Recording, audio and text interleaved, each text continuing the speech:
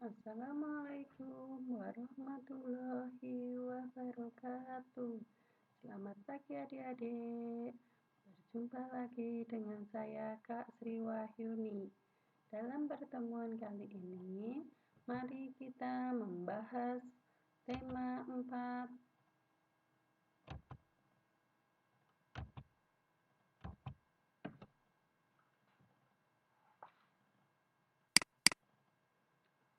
Sehat itu penting.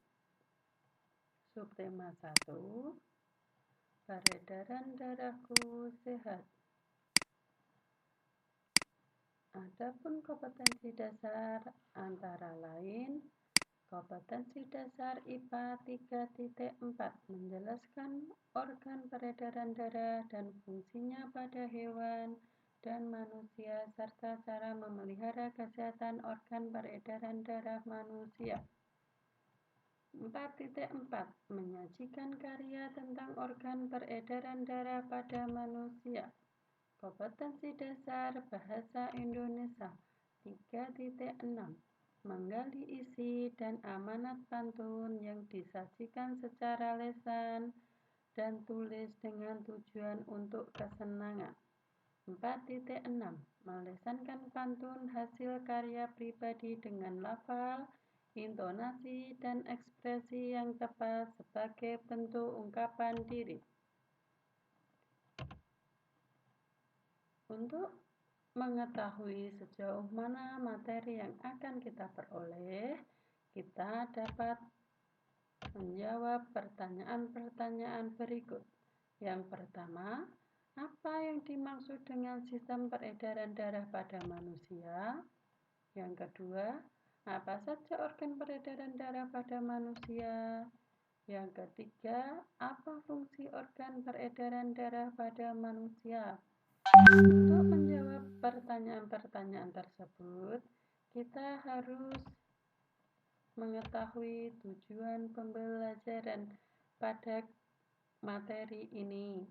Tujuan pembelajaran IPA antara lain, siswa dapat menjelaskan sistem peredaran darah pada manusia. Siswa dapat menyebutkan organ-organ peredaran darah pada manusia.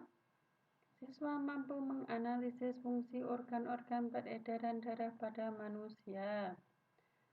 Sedangkan tujuan pembelajaran bahasa Indonesia, siswa dapat menjelaskan pengertian pantun dengan benar. Siswa dapat menjelaskan bagian-bagian pantun dengan benar. Siswa dapat menyebutkan ciri-ciri pantun dengan benar. Siswa dapat membuat pantun sesuai dengan tema. Sebelum kita mengulas tentang materi sistem peredaran darah pada manusia, mari kita simak video pembelajaran. Halo teman-teman, masih ingat kan pembahasan kita pada bab sebelumnya? Itu loh, tentang sistem pencernaan manusia dan hewan. Nah, hari ini Mama bantu kita ya buat membahas tentang sistem peredaran darah pada manusia. Oke, Pipo. Teman-teman, kalian ingat kan kalau proses pencernaan makanan menghasilkan sari makanan? Sari-sari makanan hasil proses pencernaan akan diedarkan ke seluruh bagian tubuh untuk dimanfaatkan. Nah, bagian tubuh yang memiliki tugas untuk mengangkut dan mengedarkan sari makanan adalah darah.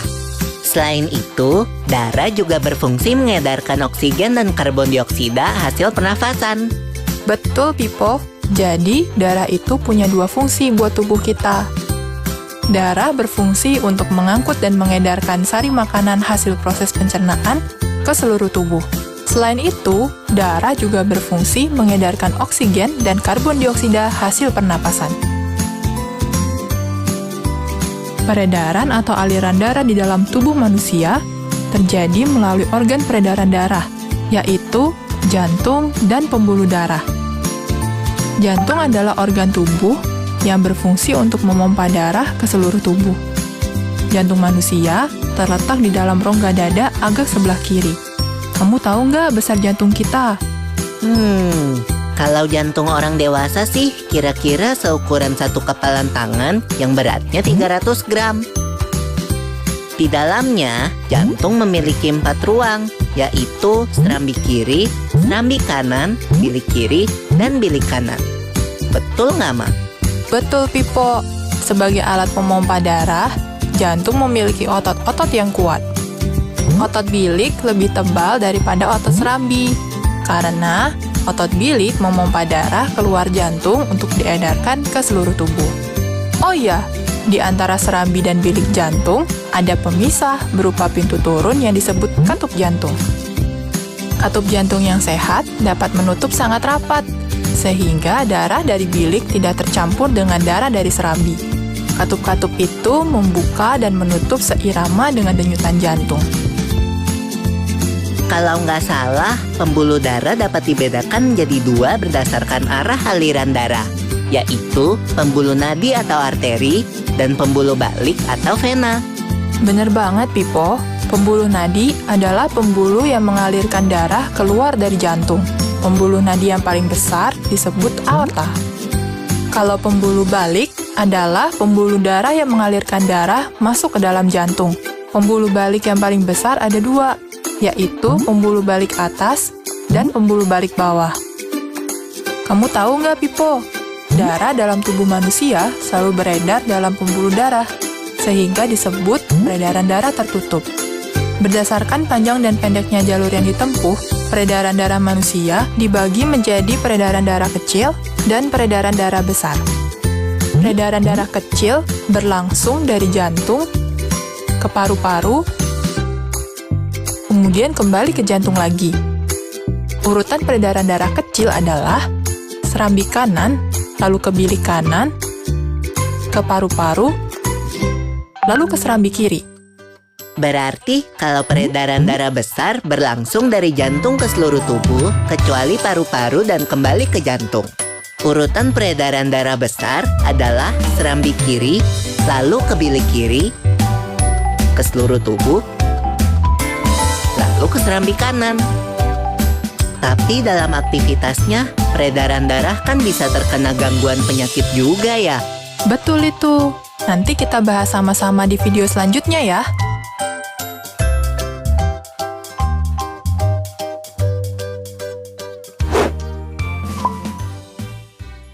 Adik-adik, itu tadi adalah video pembelajaran tentang sistem peredaran darah pada manusia. Sistem peredaran darah pada manusia, mengalirnya darah di dalam tubuh disebut sistem peredaran darah. Sistem peredaran darah dalam tubuh ada dua, yaitu peredaran darah kecil dan peredaran darah besar. Sistem peredaran darah kecil di mana serambi kanan menuju bilik kanan, menuju paru-paru, dan menuju serambi kiri. Sedangkan sistem peredaran darah besar, serambi kiri menuju bilik kiri, menuju seluruh tubuh, dan menuju serambi kiri. Lihatlah gambar sistem peredaran darah pada manusia di bawah ini. Organ peredaran darah pada manusia. Organ peredaran darah pada manusia yang pertama adalah jantung. Jantung adalah organ tubuh manusia yang berfungsi memompa darah ke seluruh tubuh. Ini adalah gambar jantung beserta bagian-bagiannya. Silakan diamati. Yang kedua yaitu pembuluh darah. Pembuluh darah merupakan saluran tempat mengalirnya darah dari jantung ke seluruh tubuh dan dari seluruh tubuh kembali ke jantung. Pembuluh darah terdiri atas dua jenis, yaitu pembuluh nadi dan pembuluh balik. Di sini ada gambar tentang pembuluh darah. Pembuluh darah di leher, vena, jantung, dan arteri. Yang ketiga adalah paru-paru. Paru-paru juga memiliki peranan yang penting dalam proses peredaran darah. Dalam proses peredaran darah, paru-paru berperan sebagai penyuplai oksigen ke dalam darah. Darah yang telah diedarkan ke seluruh tubuh tidak lagi mengandung oksigen, akan tetapi banyak mengandung karbodioksida. Setelah kembali ke jantung, darah yang akan mengandung karbon dioksida tersebut dipompa ke dalam paru-paru. Selanjutnya, karbon dioksida diambil dan diganti dengan oksigen melalui proses pernafasan. Ya, ini adalah gambar paru-paru pada manusia.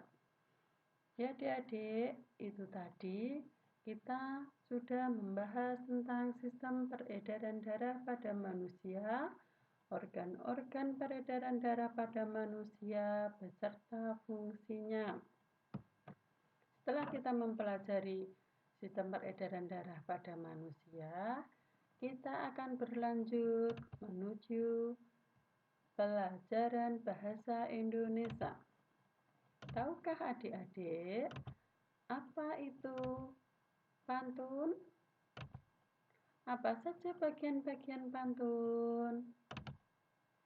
Ya, untuk mengetahui apa itu pantun dan bagian-bagiannya serta jenis-jenis pantun, kita bisa melihat video pembelajaran. Hai semua, apa kabar hari ini? Pertama-tama, mari kita simak video satu ini. Yuk! Bos, tadi tuh pantun nasihat. Pandai! Mana tahu? 2, 3 main gasing. Ini kan Chargit Sing. Kalian tahu apa yang Jarjit lakukan dalam video tersebut? Ya, berpantun. Mari kita pahami pembahasan berikut ini tentang pantun.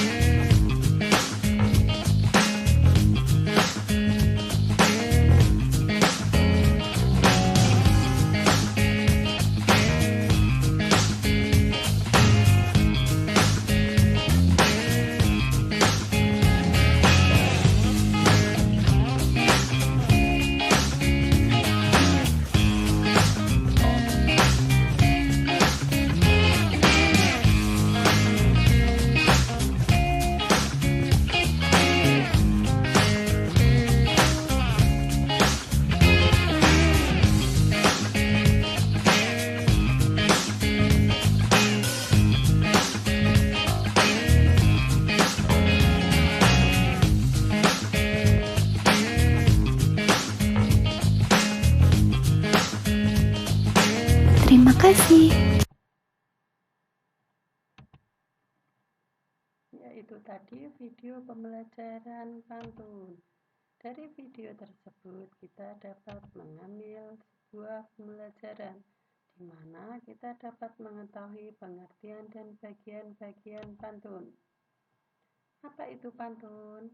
Pantun adalah salah satu jenis puisi lama yang di dalam teksnya terdapat sampiran dan isi. Bagian-bagian pantun. Yang pertama, setiap bait pantun terdiri atas 4 baris atau larik. Yang kedua, setiap baris terdiri atas 8 sampai 12 suku kata. Baris pertama dan kedua merupakan sampiran. Ketiga, baris ketiga dan keempat merupakan isi. Yang keempat bersaja AB-AB. Contoh pantun. Rambutku lebat, rambutku subur, tidak dapat dipasang jepitan. Tubuhku sehat, ku ucap syukur, darahku sehat tanpa hambatan. Ya, setelah kita mempelajari materi tentang pantun dan bagian-bagiannya, coba kalian buatlah pantun dan bacakan hasil karyamu di depan kelas secara bergantian.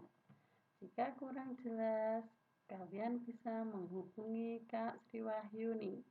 Selamat belajar dan mencoba. Terima kasih. Wassalamualaikum warahmatullahi wabarakatuh.